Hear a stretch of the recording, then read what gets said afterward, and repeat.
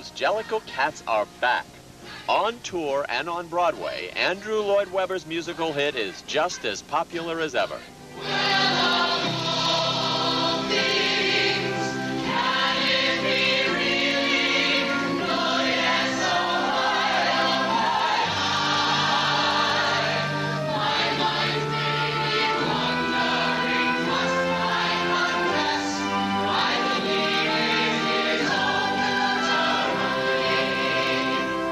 Throughout the show, this band of feisty felines is unified by the presence of wise Old Deuteronomy.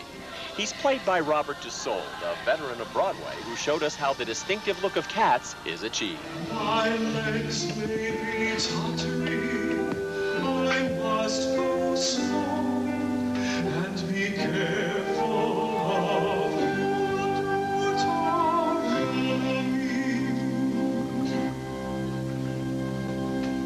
Robert, I guess probably a question everybody always asks you when you're interviewed is how you got started in this crazy business. Was it a childhood ambition, or was it just something you stumbled on? To actually perform in musicals, I studied opera in Cincinnati. So that was sort of my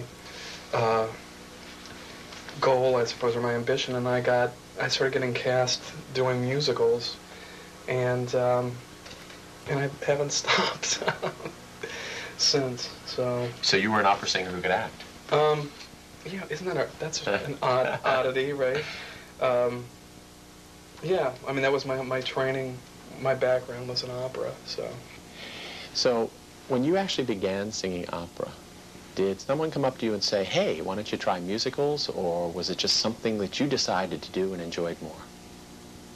Well, you know, I went to the Conservatory of Music in Cincinnati, and I think they have one around here too, King's Dominion. They have King's Dominion here? Sure. Well, they have a place called King's Island in Cincinnati, and everybody who was in school would audition for it's a theme park. So that's how I sort of got, cast, starting to do, live shows or whatever. And opera takes such a long time to break into. And the voice matures. You have to wait till 35 maybe to even... Right. So I was, starting to work right away.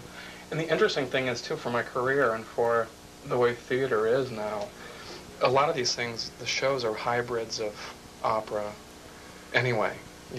Les Mis is very operatic. Actually, this score is also it's all difficult music, to sing. And it sort of takes, a specific sort of voice. So,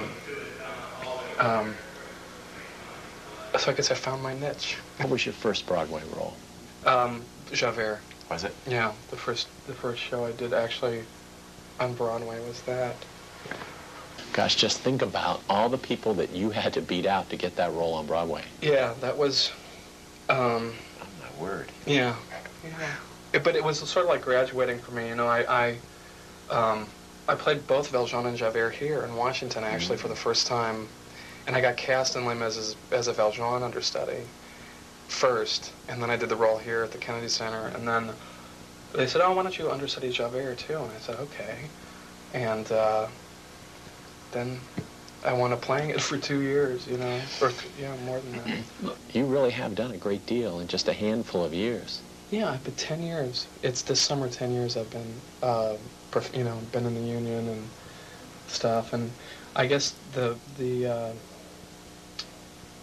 benefit for me is I get cast older than I am.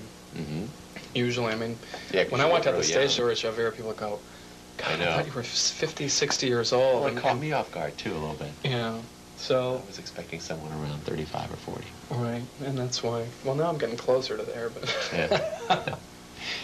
Is this going to be your whole life, do you think?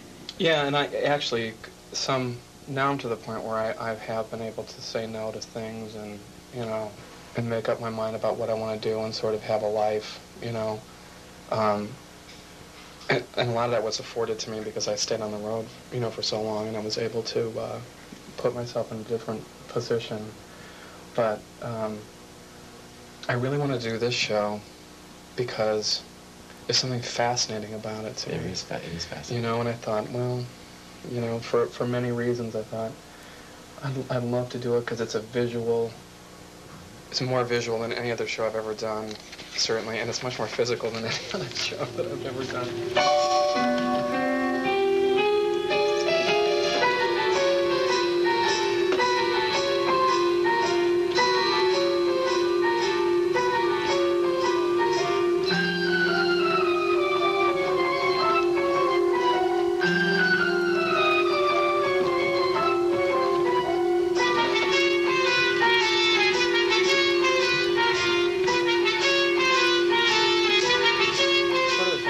Cast in a part, and it's been, I never think of myself, you know, like I said before, doing it, and once I do it, I think, oh God, it's fun, you know, it's a lot of fun, so, you know, it's been nice.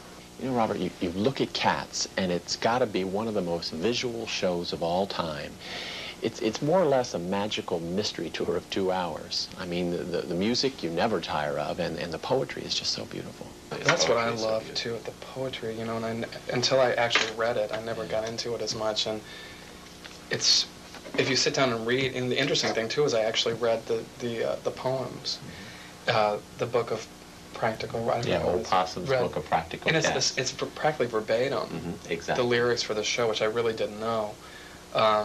And I was fascinated that it was such a close adaptation. What do you think it is about Cats that makes it so popular and makes it almost an endless production, one that could really tour forever? This tour is going out, you know, it's going strong after 5 years. I think, and this might sound like a really, you know, it's actually, I was just thinking about this the other day, it's very similar to Les Mis. It's the image, and I don't want to sound like a big downer because I said this in another interview, but it's the image of death and being, you know, going somewhere different. And I mean, I think that's, and especially for playing this part too, that it's fascinating to see that there's the heavy-side layer, and you know what I mean, and the trials and tribulations of your life, and that there's some sort of other side, some sort of payoff. And I think visually that it's just fascinating to see. If you think about it, I mean, it revolutionized theater in a way. So. Oh, definitely. And see, that's another reason why I wanted to do this, you know, and I thought before I did this, I thought, oh gosh, you know, I don't know if I'd want to do Cats because, oh, you know, some people think, if you're in theater, you know, you think,